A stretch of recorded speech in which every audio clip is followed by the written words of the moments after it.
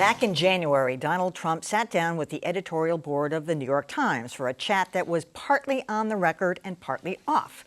Now, that conversation has sparked a backlash against both Trump and the Times. Adam has more. The Times' meeting with Trump came to light thanks to BuzzFeed, which says that in off-the-record comments, Trump suggested his hardline views on illegal immigration are flexible. Exhibit A, a column by Gail Collins, who was there and later wrote that Trump's deportation plan can't possibly work. Trump's rivals are crying foul. If you're telling the New York Times editorial board that you're lying to the voters have a right to know. If tonight you tell the New York Times to release the audio, they will do it. The Times' critics are weighing in too, with Glenn Greenwald asking why the paper would endorse based on information it can't share.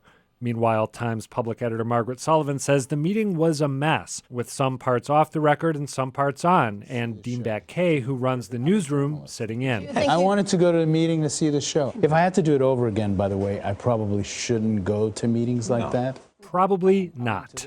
All right, so Tom, I'm totally baffled by this. They have this editorial board meeting that's off the record. So the editors are there, the op-ed columnists like Gail Collins.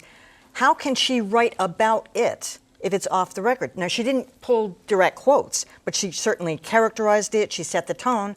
If it's off the record, what's going on here? Well, it depends on how tightly you define the off the record. I think the purpose, by the way, Margaret Sullivan had it right. She's always right. It was a terrible mess. They never should have mixed having someone from the news side in with the editorial side.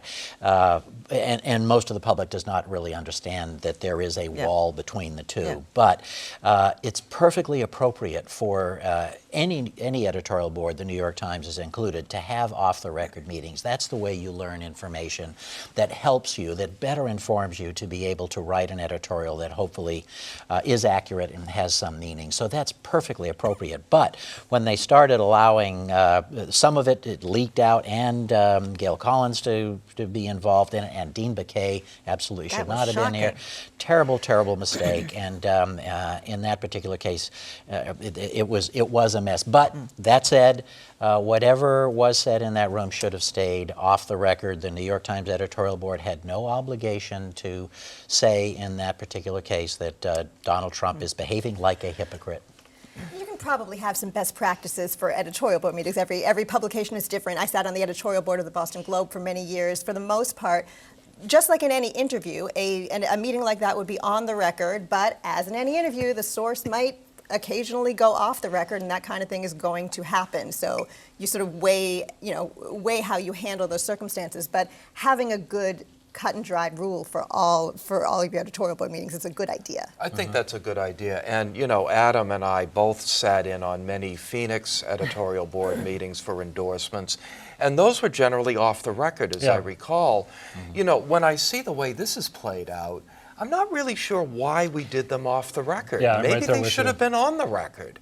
And certainly when you're interviewing people who are running for president, maybe they all ought to just be, you want to talk to us, you can talk on the record. And there's videotape of this, or tape recording, as I understand it. It's like, it's going to get out. I mean, can we just say that? It's going to get out. Somebody's going to get it out. I mean, there's probably more than one copy. As Dean Baquet said, there were 30 people in the room. You know, I mean, how does that stay under wraps? And in this case, it didn't. I agree with you that I, too, have come to question the utility of making these conversations off the record. I know it makes for more freewheeling, unguarded talk between the candidate and the people who are considering endorsing him or her. But like Glenn Greenwald, I don't really know what the point of that is. I mean, it's in a way fundamentally undemocratic to say we're privy to information that this candidate is not sharing with the voters, and we can't tell you what it is, but we're going to use it when we tell you who you should vote for. Could they break the agreement, Tom, and just say, you know what, we're going to put it on the record, the New York Times? Yeah, that would depend on, I think, the ground rules going in. But you can have ground rules. You can have ground rules that say if you tell us something that's demonstrably untrue, then our off-the-record agreement is gone. And so you can set that up. Sounds like they didn't do that. Well, they probably didn't do much of anything, but it also should never have been tape recorded. If it's going to be off the record, that should mean no taping. They probably tape either. record all of them. Well, they shouldn't if it's going to be off the record. That's true. We would never have done that. I agree with that.